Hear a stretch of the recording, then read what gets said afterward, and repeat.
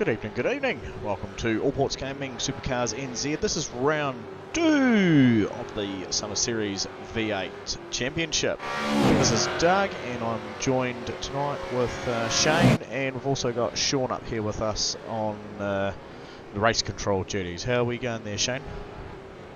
Yeah, good, thanks, Doug. Here in Northamptonshire in the UK.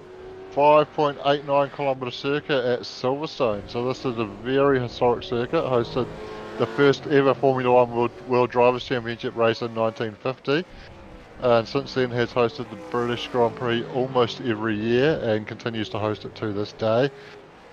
And it's seen a number of various layouts. The latest one is the longest in its history, and as I mentioned before, sits at 5.89 kilometres, and we're going to see some V8s going around there tonight. Awesome stuff, awesome. Very much cool indeed. A very awesome track to see round 2 of the championship. And how's Sean feeling about tonight with his duties on race control? Yeah, it's going to be basic tonight, mate. Just basically the big long track, lots of space. These guys have got it sorted. So it's a minute and a half to go before the lights go out.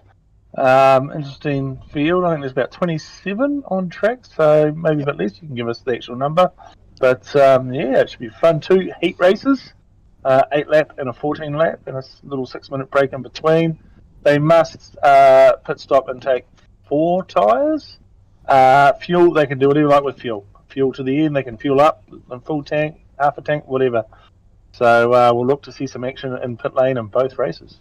Very cool stuff, as we will take a very quick tick down through the grid order there. So we've got Mike Robinson in first, Bruce Tannock taking second, Connor Nixon third, Timothy Vaughan in the iRacing yellow Commodore fourth, Craig Mason has fifth, Tony Walker 6th. Still waiting on Mark Wright to join. That's Shane's teammate. There he is. Thank you very much, Mark. We've got Sam Neal in 8, Aaron Goodrick in 9, and Blake Grenhall in 10. Shane, if you want to go through the rest. We've got Steve Bradford starting 11th, Dane Noda will line up 12th, Scott Pickering 13th, Adam Marinovich 14th, Derek Lovegrove 15th, Shane McLeod 16th, Simon Willis is 17th, Peter Vanderberg 18th, Andrew Johnson 19th, and Marty Mitchell 20th. Yeah, and last of the pack we've got Ross Watson there in 21st, Cole Taylor taking out 22nd spot, and then the last couple is Simon Heddershire, Dion de Graaf and Stefan Adams. As we jump back to the front, the green lights are up. Green flag, green flag. And they're on their way down towards turn 1. Look at that, very spread out, nearly 5 wide. Bruce Tannock challenging Mike Robinson on the inside into turn 1, but Robbo able to hold on the outside. Couple of side-by-sides through 2.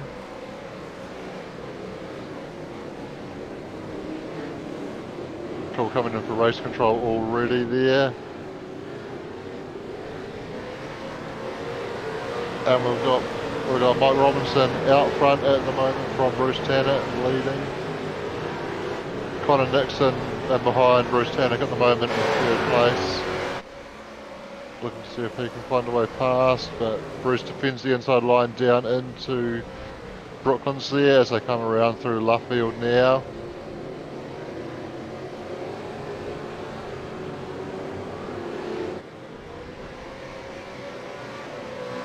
Not too much going on there. There was the early incident called in by race control that I didn't quite catch.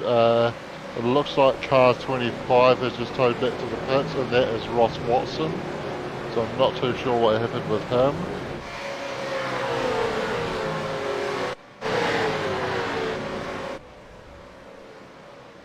So it's Dane Nodiff calling in for race control. Sounds like car 22 was involved in that as well.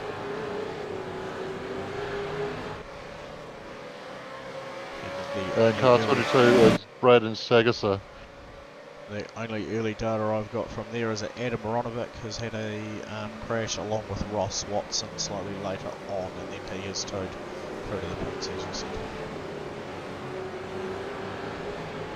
But look at the gap the top 3 have got already, as there's about 2 seconds from the leader to 4th place. And a move coming on there for fourth place as Tony Walker jumps up into fourth. As there is a huge battle happening for positions 5, 6 and 7.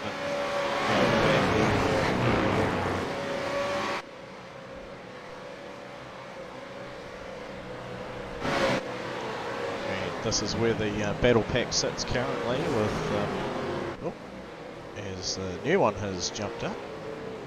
Battle with your teammate and down to Graf, just going down through the inside of him. See if Mark can defend it coming into the next corner. No, he's The MRX car's gone around there. That looks like Aaron Goodrich.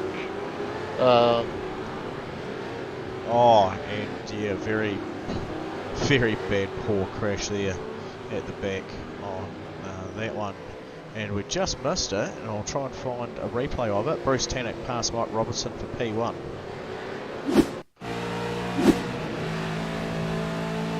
Go down the end of the Wellington straight into Brooklands. He pokes the nose, and Robbo locks up, goes deep, and the door opens to Bruce, and he just rolled on through. Did indeed. So Bruce under control now after winning last week's races 1 and 2 of round 1. And we'll have a look here. We've also had Tony Walker past Craig for P5.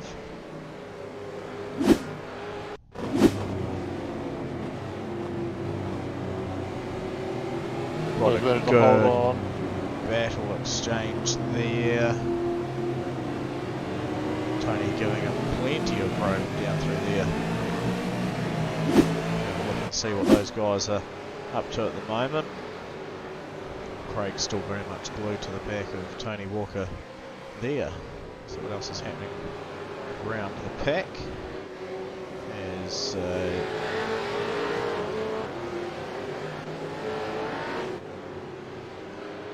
Braden Sagasa here was putting on some pressure onto the back of Stefan Adams, and is coming into the pits already. Probably a good time to look at doing that. If a few of these guys sitting very close on lap times, try and get a wee bit of an undercut or a bit of a change of strategy and fresh air for maybe a lap or two. Get a possibly a jump out the other end, as the battle at the front here is definitely not dying off. Yeah, so Robbo pushing Bruce pretty hard here and goes to the outside, a bit of a lock up again at Brooklands there, and looking to see if he can find a way past. He'll look to open up the exit off Luffield here, and he does get a nice tight exit, able to get the power down, get the car straight that little bit earlier and tuck into the slipstream now. Don't think he'll be brave enough to stick it down the inside at Cops. He tucks in behind there as they head up towards Maggots and Beckett's now. If he can get the run through Maggots and Beckett and Chapel, he may be able to tuck into the slipstream on the hanger straight and get the move done down into Stowe. Yeah, and Connor's got a desperate eye looking at these two. He's not putting a world of pressure onto the back of Robbo, because I can see that he is hoping that those two might come and run into each other. As Robbo goes out wide, Bruce tries to cover that, and then manages to come in neatly back towards the apex of that corner. Bruce is doing a monumental job of defending that, as all three of them dive into the pit lane at the same time. Yeah, it looked like Bruce made quite a late call to come across there. Nothing wrong with that. He got in there cleanly. But I wonder if Robbo was thinking, is there an incident with Shane McLeod there getting just on himself, just got a wee bit flighty and rotated the car. We'll have just another quick look at that, just to make sure it was under his own steam. Yeah, just locked the rear, has got the and then tried to get onto the power a bit too early, so unfortunate there for Shane McLeod. Re-entry was a wee bit squirrely, nearly came into collision stations with Mark Wright in the DSA silver entry there. Now this is interesting. As close as Bruce, Connor and Mike were all together coming into the pits, Mike looks to have a very slow pit stop as he dropped behind Connor, but Bruce is able to get both of them quite significantly as well. Yeah, substantial margins between those three. Now I wonder if Robbo had just made a bit of a boo-boo with his fuel, if he didn't start with enough, if he'd still had some qualifying fuel on board and forgot to change that. We'll know more about that after the race. Yeah, so the pit times I'm seeing, Bruce spent 9.42 seconds stopped in the box, and Connor spent 10.08 and Mike spent 10.05.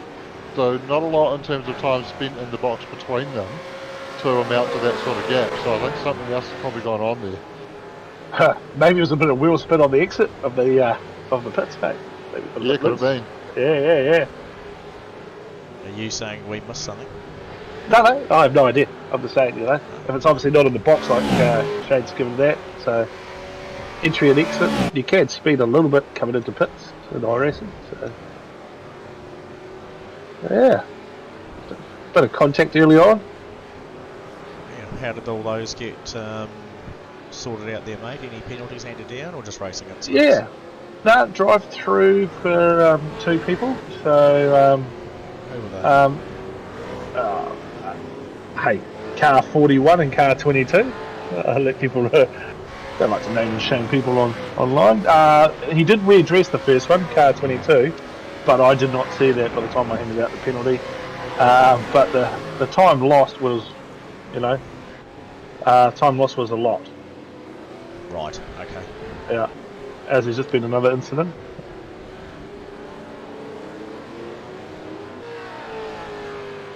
And anyway, moving on. There we go. Yeah, so currently at the moment our top 4 drivers all without a stop, and then the car in position 6 and 10, those ones are the only ones left needing to have some pit stops, as we've focused on Craig Mason currently in P1 of the KRF Motorsport OKMS entry, and behind him a little bit further down but up 21 grid spots currently, Mr. Cole Taylor, the Cole Taylor, Pepsi Max car. Stephen Bradford there in 3rd. Skeleton Sim Sports entry. Mark Wright now getting pressured along by the Great White Shark himself, Bruce Tannock, as they come through Mackin and Beckett's there. And Mark doing the smart thing there, not fighting with a car that ultimately isn't for position in the race. They are obviously for position on track with the pit stops still to cycle through, so Mark wouldn't have had blue flags there, but doesn't need to lose time and take any unnecessary risks getting involved in that fight there.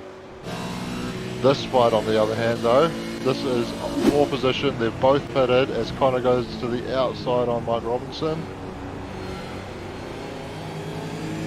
Look on helmet cam. Yeah, so this is a good look at what the drivers actually see when they're out there. Would you like to give us a lap there, Shane? Yeah, I think I can do that. So, coming down the pit straight now, crossing the line to start a lap. And coming into turn 1 at Abbey. Flat out in a Formula 1 car, but quite a bit of brake and down to 4th gear in a V8 Supercar. A little bit of a lift through turn 2 at Farm. Hard on the brakes down to 2nd gear for Village. Using plenty of curb there to help turn the car. 2nd gear again for the tight left-hander at the loop.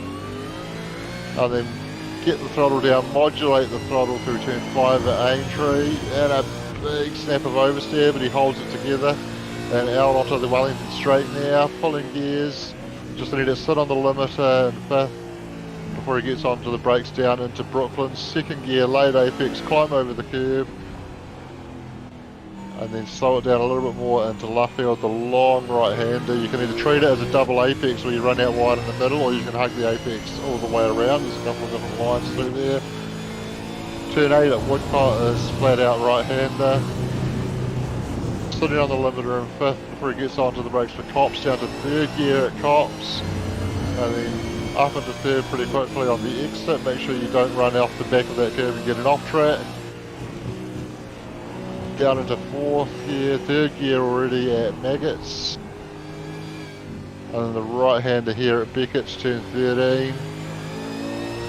And the left hand turn 14 at Chapel, and he'll look to tuck into the slipstream now down the hanger straight. Just showing the nose a little bit though as Robbo moves across, and then on the brakes, down into third gear for Stowe Corner, tuck it into the apex, climb up on the curb, get the throttle down cleanly on the exit of Stowe there, and then on the brakes for the Vale chicane, second gear. Try not to use too much curb, it will throw the car around if you climb up on those red things. Get the throttle down cleanly, modulate it through club at turn 18 and the final corner, and then cross the line to complete the lap. Awesome stuff, and that was an onboard lap with Connor Nixon, the 19 MX Reps Racing entry there, and yeah, you can definitely see how hard it is for those guys trying to keep these beasts tamed. And wee bit of a juggle there for positions. We've obviously Bruce Tannock clear of second place Timothy Vaughan by nearly 2.7 seconds. But Timothy Vaughan, where did he come from? I know he was up near the front with qualifying, but he's managed to sneak in and break up the battle pack of 1, 2 and 3 from before, as he sits in second place with Mike Robinson currently in third. Yeah, and there was a bit of a question coming across for Sean about compulsory pit stops, and I can report to Sean that everybody who has stopped has been stopped for around that 9 to 10 second mark, some even a little bit more. So it looks like everybody who has stopped has done tyres, but there's one car out there, Braden Sagasar, who has not stopped as yet. Yeah, that's on my data as well. So, what do we got here as we come towards the final lap?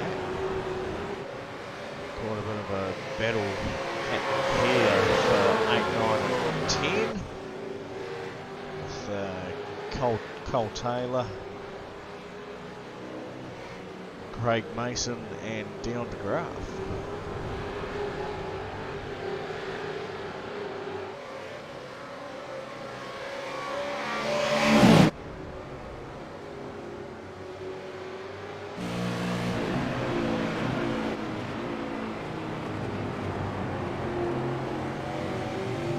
Braden Sagasar is in the pits now, so that will be every car having completed their compulsory pit stop as we come on to the final lap for the leaders.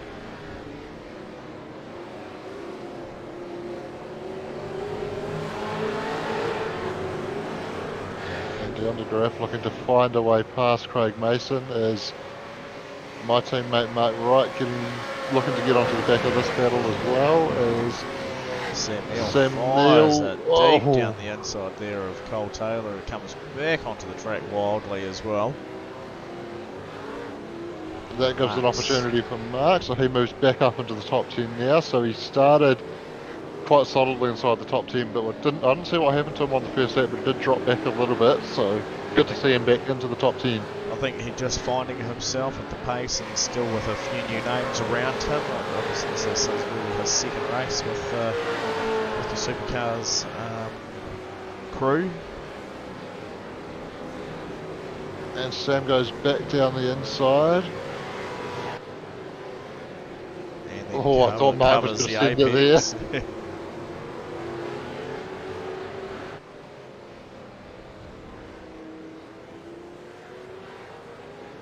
Connor Nixon was closing in. We've got Craig Mason, Cole Taylor just got past Craig as well.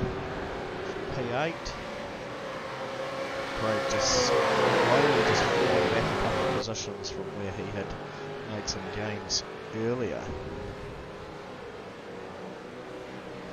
So Bruce Tannock is just about to come into the final complex of turns now as we pick him up, coming into Vale chicane for the last time in this race, and the lap car ahead has a bit of a lock-up, leaving some tyre smoke there. Timothy Vaughan there, P2, made really good gains on getting towards the end of him, coming around the final corner and across the line. Well done. Very Yeah, close battle there.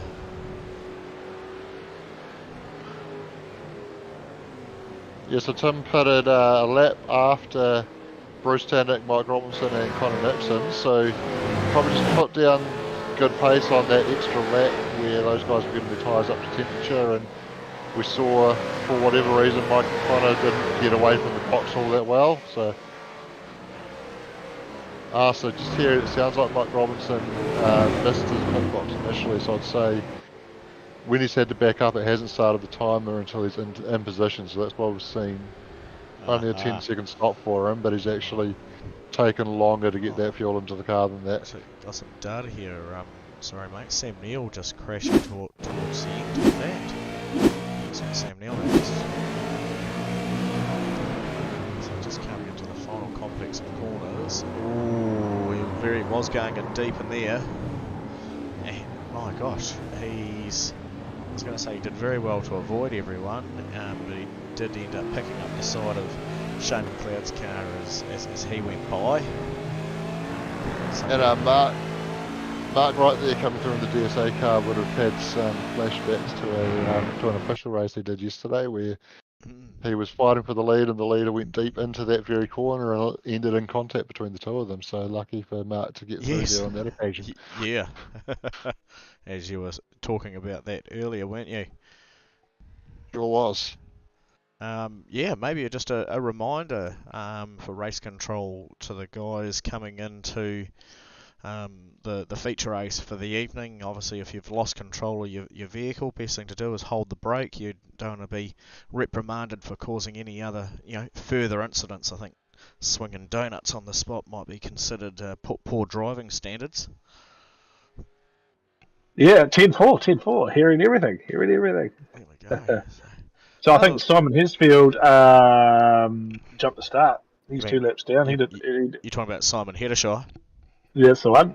I think he's 2 laps down. I think he must have jumped the start or something. Did you catch that? I don't know. No, didn't have data on Simon doing that. Did he get black flag? Did he?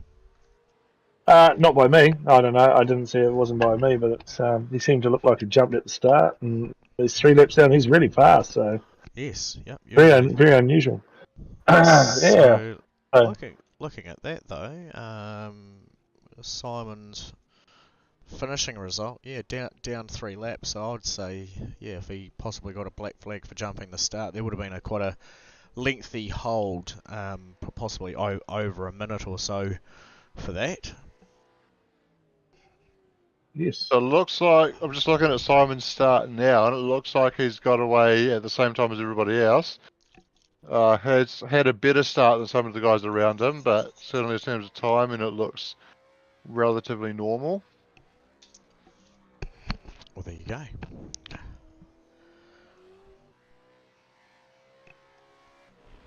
A few cars out there at the minute, just doing some warm-up laps, maybe just trying to have a wee look at trying to find some pace where they didn't have it before.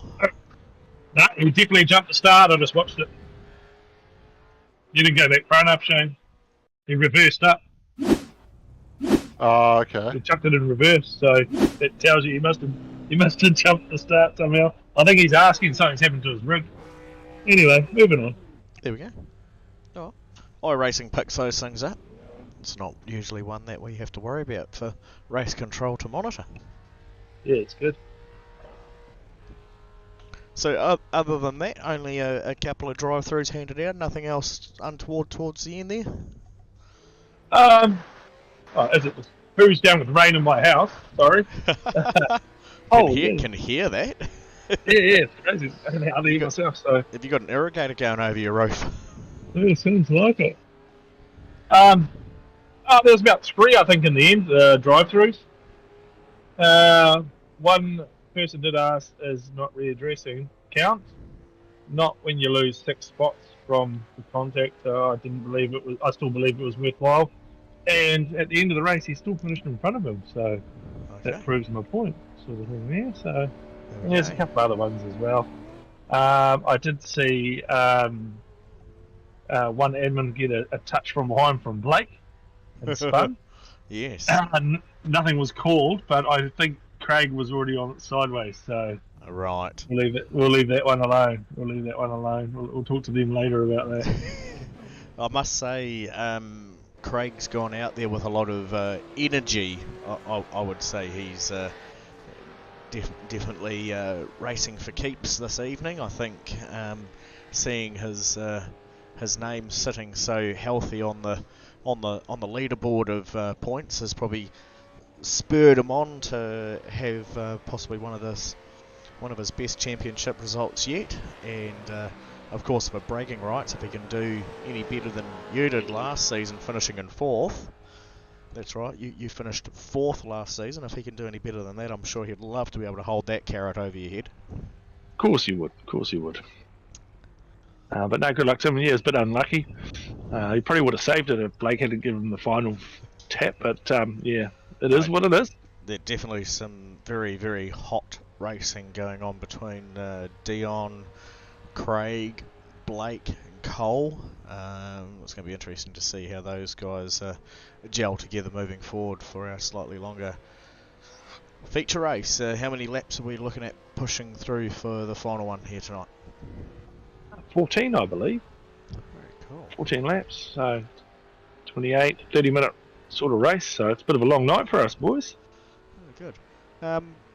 One thing I'm slightly disappointed about is our this week's sponsor hasn't even turned up to say hello. He's obviously far too busy sipping Mai Tais down at a beach somewhere in the batch. And I've got a feeling he may be at the Springs. Sitting down there listening to some other V8 roars. Very good. Well, yeah, this week's sponsor, SDI, Steve Darren Interiors. We appreciate your continued support. Steve, coming on board, give us a week, I think it's actually 2 weeks worth of sponsorship this season. Much appreciated, mate. And if anyone has some large work that they need doing with some interior fit outs and bits and pieces, get in touch with Steve, possibly in a couple of years' time. I think he's on a rather large project at the moment.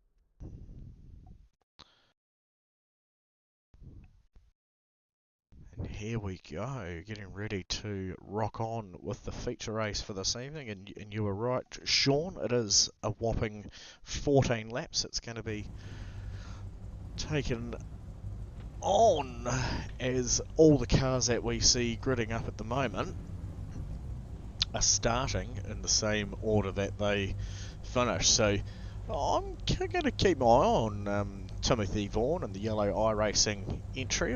He's a bit of a dark sheep. He's done very well to finish where he has, even though he did qualify. I think he was 4th spot he qualified. I think it's probably shocked a couple he's ended up where he did. Yeah, so obviously getting through that pit stop phase a bit more cleanly. We heard Mike Robinson talking about overshooting his pit box in that first race, so that's obviously helped them gain a spot there. And I would say Connor Nixon probably had similar issues around the pit stop because they were going in close together and coming out close together. Here he goes. Oh, it looked like Mike nearly just jumped there. Green flag, green flag. Yeah, he's had a bit of movement. Hopefully he's still within the limits of his box where he's allowed to be, as Timothy's dropped quite far back off the start. Zeron's getting rather through there cleanly at the moment.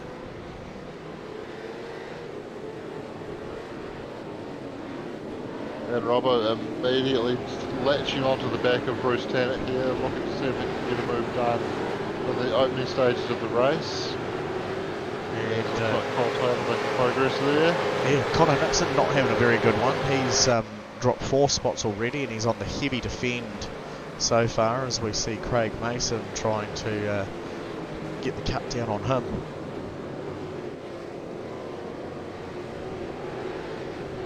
Then we've got Shane McLeod looking to go around the outside of Mark Wright in the background there, but looks like he's got himself hang out to dry a little bit.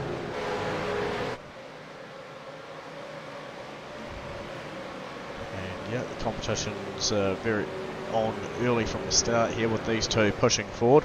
I think Timothy Bourne's probably doing the right thing.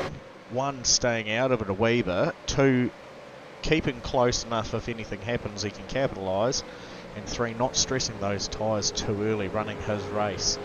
That might benefit Hyundai in being able to run a lap longer than the other guys who may have to come in if they keep stressing their tyres too early. Yes, obviously a slightly longer race than last time around, so we will see a little bit more asked of the tyres, but halfway point still only around 7 laps, so not too far to go on the tyres compared to in the officials. They're running a 22 lap race around here, so that you're asking at least 11 laps out of each of the tyres, so a little bit easier around here, but there will still be some management to do because these cars do tend to chew through the tyres if you don't look after them. And a very spicy bit of racing there between Braden Sagasa there and Shane McLeod. Braden, I think, got right across the rear bumper of Shane, and it upset the front of his car as he's looking to try and make an early move as Shane is heavy defending his line, as you can see once again going for the short entry. It's capitalised for Sam Neill, and we can see that taking place. Yeah, that's a tricky one. I haven't heard that called in yet, so we'll see if it does get called in, but I don't know, I'd probably call it as a racing incident for me. Again, very tricky when you've got three wide racing taking place. Cole Taylor putting the pressure onto Connor Nixon as Connor follows Blake Greenhall property edge entry. Bring up some information on the screen as our top three cars definitely extending themselves away. Blake running out wide. Make a squeeze down to the inside, but that's definitely not the place to be trying to do that through Maggott and Beckett's there. Yeah, Connor looking very aggressive, just showing the nose at spots that you wouldn't normally consider an overtaking opportunity. No, and but sometimes that's where the best bit of racing takes place, is if you're not looking for it, you don't know if you can gain from it, eh? That's right, got to be in to win. So we're just looking here at Braden Sagasa and Simon Heddershire going Heddershade going past Dane not dirt there. There's both of those guys going into pit lane. Just what's interesting pit lane here as well, as you come in, you actually take a bit of a shortcut, so you actually can get a faster lap time when you come into the pits because the line is quite early on for the timing line as well. But obviously by the time you get down, do your stop and get out, you do still lose a fair bit of time, but less than you may do at other tracks if you take that shorter line into the pits. There as we see Simon and Scott Pickering having a nice wee run alongside each other. Scott Pickering, good to see him back on track in his version of the truck assist car. Not going to zoom in any closer on the side of that. Some of you might ask why. I believe you may have seen something that I haven't there, Doug, because I'm actually not quite sure what you're talking about. Ah, right. I see that now. Well, see what? I believe he's just slightly misspelled truck there. Yeah. It's the 3-year-old's version of spelling. Mike looking at getting a draft run here on Bruce. Bruce was getting ready to cover the inside, but Mike not playing that game just yet, sitting close enough. And interesting to see when they react. Mike's Very early stop for Robbo. Lap 3 out of 14, so he's looking to go, 11 laps, so that distance that we were talking about for the officials. So we'll see if he can make it work. Bruce will have much fresher tyres. I assume he'll probably go to around the halfway point now and have much fresher tyres at the end, but we'll probably see Mike get the track position from that. Will be Assuming, interesting. of course, that he gets his pit stop right. That's right. Well, the interesting thing now that I'm interested to see is how much can Timothy Vaughan push to get onto the back of Bruce Tannock, and will he be able to have a sniff enough at being able to look at trying to make a move on him? Will this be the detriment of Bruce that Mike was counting on with having Tim closing in on the back of him? Yeah, so if Bruce is having to think about defending from Tim, then that, of course, is going to cost time for Bruce as... Oh, Robbo's been stopped in the pits for 30 seconds, 40 seconds and still sitting there. He's got a problem. He's leaving now. He may have had a speeding penalty on the way in, I think. Because 43 seconds, well even that, it would have been a 40-second hold, so by the time you do fuel, that doesn't quite add up, so I'm not sure, unless it was a 30-second hold. Could have been a 30-second hold, yeah, for 13-second. Yeah, so definitely, yeah, 43.03 second pit stop. That's not what Mike needed at all. No. So those guys probably have some data on their screen showing it as well that Mike's fallen a ways down the grid. So this will be an interesting battle moving forward now as Timothy Vaughan is really cranking on some pressure onto Bruce, and now it's his turn to look at trying to go for a bit of undercut therapy, as he definitely looked like he made the line at the right time, as Tony Walker, Dion DeGraff and Craig Mason all taking their pit stops now.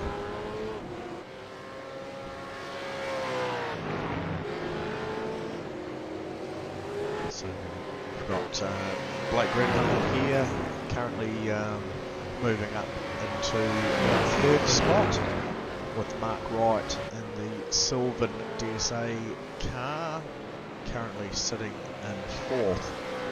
Mark will be looking at trying to do his best to catch up onto the back of Blake, get a wee bit of draft, a wee bit of fuel assist, saving some pennies, take a little bit less moving forward in the pit stop.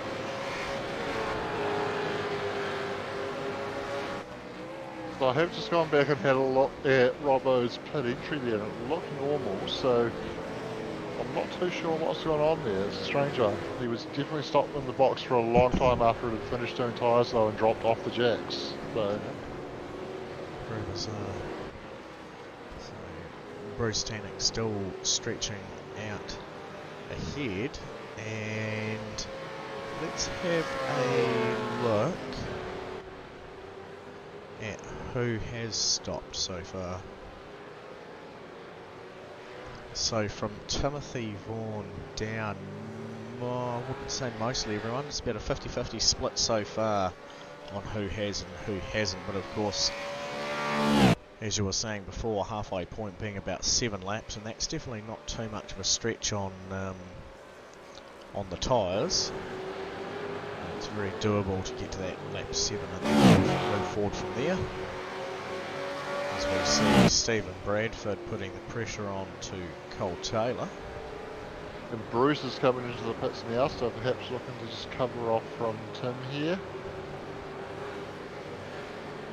I might jump on Tim and we'll give ourselves a wee bit of a higher viewing point as we follow him around in a SuperCars NZ sponsored helicopter. So Bruce is sitting up on the jacks now, drops off the jacks and away he goes. He's just coming out of the pits. And Tim's going to have the spot here.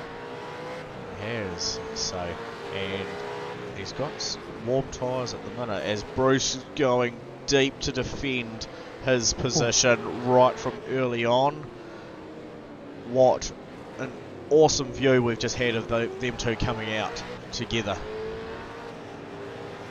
Yeah, that was a fantastic shot of that battle, and Bruce trying to hold on to P1 there, but just losing out by the finest of margins. Is he going to send it down here? He just goes the nose, trying to force a mistake maybe, but making the apex nice and cleanly.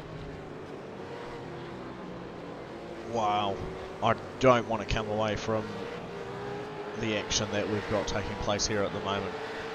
Bruce will be desperately wanting to try and force an error onto Tim there, and at the same rate not to give him a wind up and a dial. So hopefully we don't see that happen, but every time Bruce pushes to make a move, he just falls that little bit further away from being on the optimal line from Tim, who's keeping his eyes very much planted forward at the moment and doing his best to get the most cleanest run through the corners, hitting every apex that he can.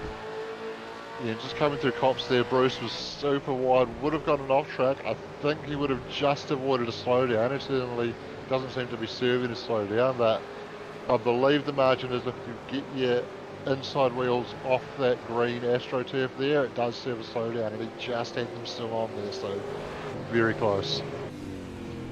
I couldn't resist. I had to have a look on board here from the cockpit view on Bruce Temmick as he chases Tim around, and hopefully it is visual for people at home. Bruce is pushing as hard as he possibly can, but every time that he makes one of these pushes to try and force Tim into a bit of a mistake, he's just not giving himself the most optimal run through the corners, and he's really feeding the car a heavy amount of pressure on the brakes, heavy amount of late turning on the tyres. He's got to be so careful putting that throttle back down that he's going to be putting a lot more load onto that outside tyre, and he's going to risk not being able to have enough energy left in those tyres towards the end to be able to try and do anything. And I think at the moment it just seems that it's just not making enough of a difference as he still keeps within a very small margin of time from him to Tim. It's still under that 200th of a second there. Yeah, that was a very good explanation there, Doug, and only one difference in the tyre life between these two guys, one lap difference in the tyre life between these two guys. So yeah, the way Bruce is driving, I would imagine he's chewing up that tyre advantage very quickly, and yeah, probably pretty close to being even Stevens on tyre life now, because Tim has been very smooth compared to Bruce on these last couple of laps. I'd say this is probably Tim's weakest section down through here. Bruce always seems to get a really good run onto that long straightaway section and gets a huge draft potential. You can see Bruce's spoiler there just running a little bit more wing angle as well, so definitely helping him keeping a wee bit more of that high speed that high speed planting of the car and keeping it balanced through the tight corners, whereas Tim's gone for a slightly slippery approach, which means he has to be careful coming through these slow corners that the tail doesn't come round on him. And Bruce has slowed up big time there. Has he had to have a slowdown? I think he he's had has. to have a slowdown because he's back up to speed now. Yeah, we both saw that at the same time. That's why my voice wavered a wee bit as I was explaining Tim's slipperiness. So it'd be interesting to keep an eye on that. We'll have a look and see what else is happening around the park, because I'm sure there's some more battles taking place as we see Adam Marinovic here and battling with Mike Robinson. Mike making his way back up through the field after his lengthy pit stop there earlier. Is back up to 14th spot.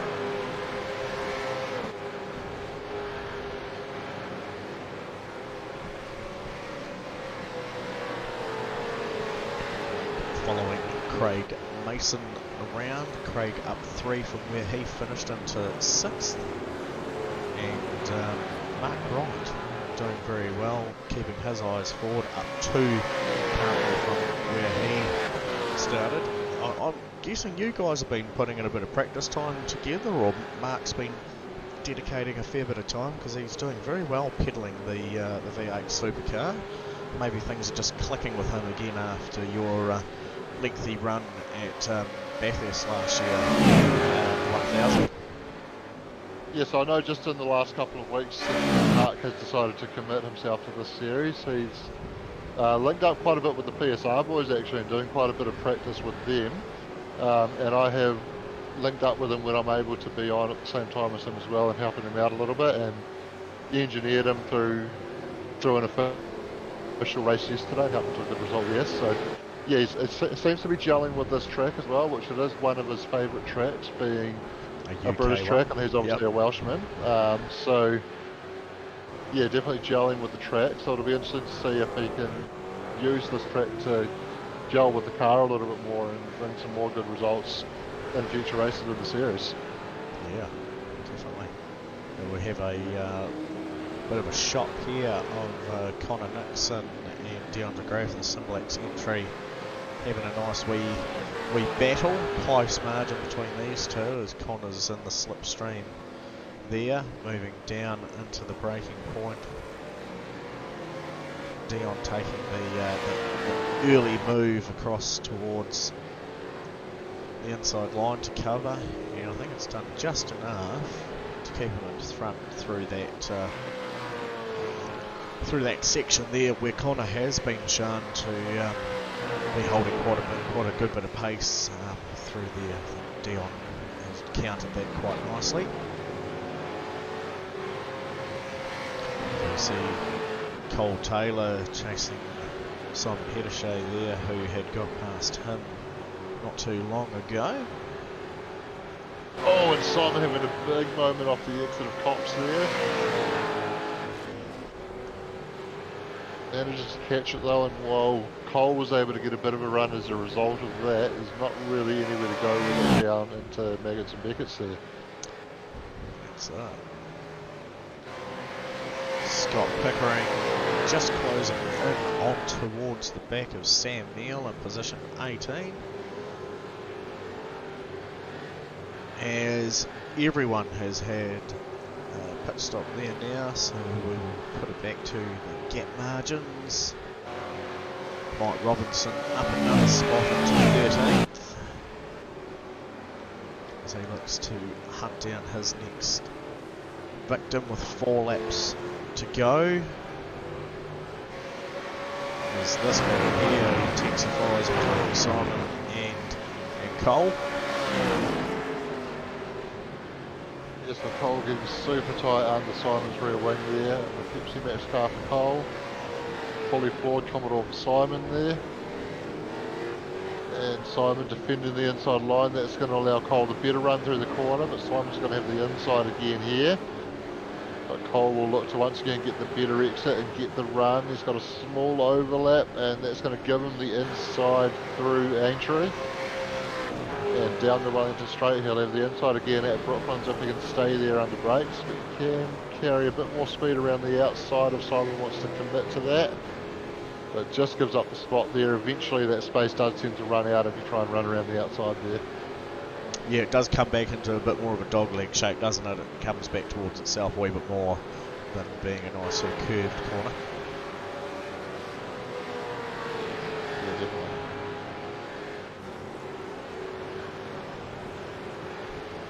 Going to do a quick shout out for Peter Vanderberg here, who is finally running a custom livery on his car after sporting a Red Bull Racing one at the start of the season.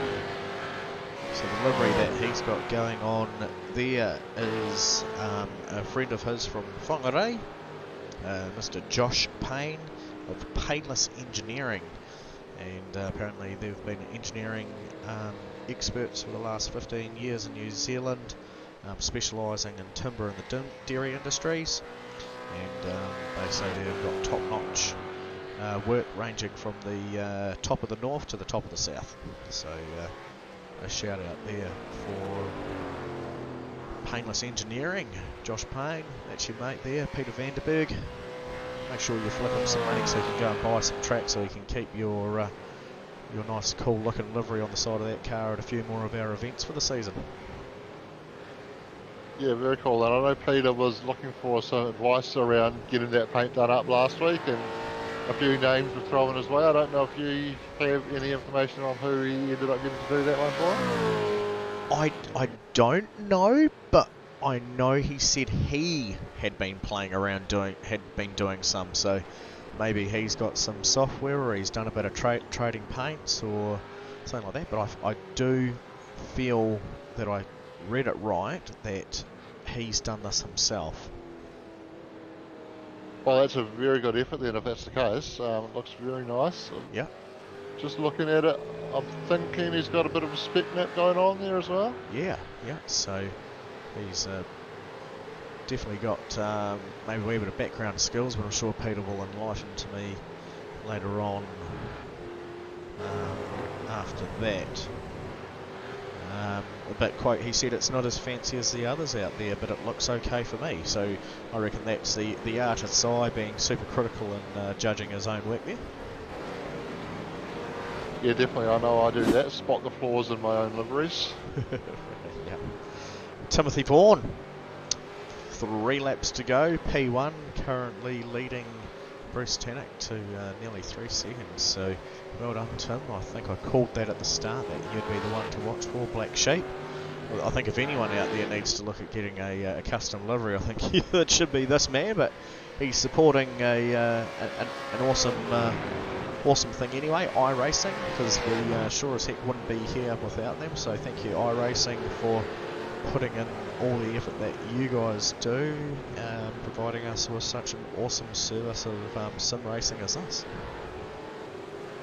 Yeah, definitely. It's a very cool service. It allows us to race these very challenging cars anywhere in the world, as well as any other car. We can basically race at any track that's on iRacing, which is a very large number of tracks in many countries around the world, and there'll be a New Zealand track included on that list soon, as Braden Sagerson makes a move on my teammate Mark Wright there.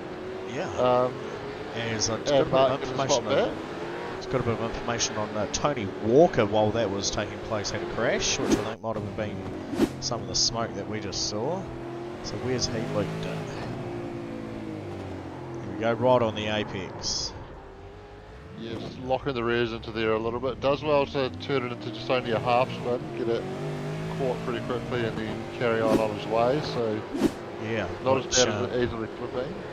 Yeah, for Tony, obviously sitting there in third, really cool to see his name up towards the front of the leaderboards again. Tony Walker, a couple of seasons ago, I believe, finished third, and I think it might have been season 2 of 22. Could have even been season 1 of 22. I believe he finished third there overall. So yeah, and normally you'd be the guy that would ask about that, guys. So if you're not sure, I'm not sure. Yeah, I mean, I could have a look, but I think it would distract too much from the awesome racing that we've got happening at the moment. Shame we can't have a stand man working in the background for us, eh? Yeah, exactly. Yeah, I mean, awesome to see as we come into the last couple of laps. Oh, wow, awesome move there. Oh, resulted in contact, but he was well and truly up there. An apology coming from Cole, and I believe that was an all good in reply from Dion there. Yep, those guys having a late and aggressive move, but he got well up there. Having a very hard battle. I'm going to have a re-look at that one again. Oh, as Cole just loops it out of the final corner as you cut away from I've done a Wayne. I've done a Wayne. Oh yeah, so just a bit of understeer there for him. Now we've got Shane McLeod having a crash.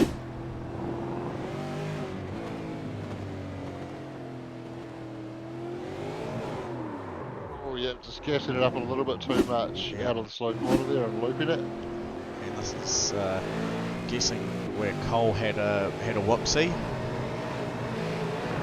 Oh, and Simon's done his best to follow him there, but just caught it. And then because of the drama of Cole, it's allowed Mike Robinson to capitalise on getting around him. And So Cole would have just been heading into turn 1 with Braden hot bods there. Sagasa made a move on your teammate, who just engaged drift zone there for a second. Impressive save though, but unfortunately what isn't that spot in the soul, as Braden has a massive moment there through Woodcott as he takes the spot. And Mark's got it Mark's back. got it back. I'm going to have a look at this because I've got that data. So he obviously just had a better run while Braden had made that whoopsie as they come into Magnum Beckett's, and he's held the line nicely across the apex. Well done there, Mark. Good job. White flag has come up. Connor Nixon entered the pit lane, so I don't know if he just didn't have enough to get through to the end, or whether he's been penalised for something and had to serve a drive-through. But that's going to cause Connor to... Is it just a drive-through, or is he getting gas? He is showing a black flag. I believe he's exceeded his points. Yeah, he's on 17 and the limit is 16. There we go. So Connor has exceeded his incident points and received a black flag. Thank you for that information. Timothy Vaughan wrapping up some lap traffic of must be Shane McLeod there.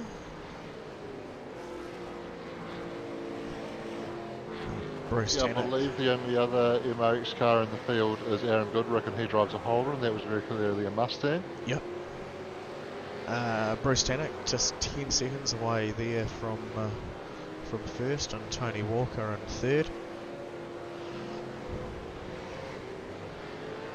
Blake's got fourth currently, coming into the final lap with Craig all over the back of him.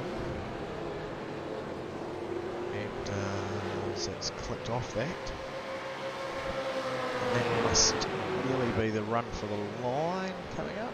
No, that's down the back, so there's still another half to go as Craig's got the nose down. Craig goes full Lewis Hamilton, but those two show Lewis and Max how you can get through there without touching. Yeah, and Blake had the better line coming in, which Craig had to lift and concede as he's run a wee bit aggressive over through there, the end of it. Let's have a look.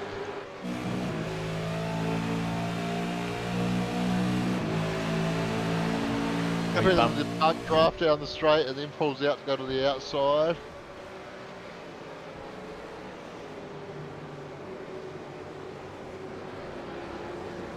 I don't think we can come off this battle as Bruce is just coming around to finish the race now. So Tim's Bruce finished takes into the first. No, Tim's Tim's taken the win, first. sorry, Yep. yep. Bruce in second, he's crossed the line. Tony Walker's grabbed third. And Blake is going to hold on, and there's a late race control call coming in there as well. It was from car 168. And I've actually got Mark, your teammate, showing as crashed. If it would stop scrolling. Sorry. So this is with, oh that's netcode. So that's what Connor was calling in, but it is very much netcode, so. And that's why we say just give each other a little bit of racing room. That's right, and despite that, Mark managing to come home 7th, so. Currently, yep, and I'm finish. sure there will be... Affect... Yeah, it did have an effect on Connor, who dropped down to 13th after all of that, as there's a few cars out there very happy with themselves, including one Blake Granhall, who's doing his best to destroy those Dunlops. I'm going to need those again. And Adam Marinovic here, Marinovic, doing his best to destroy his in a very sportly coloured monster Commodore. Quite like that. I thought he was going to do the Gizzy and park it on the wall there for a second.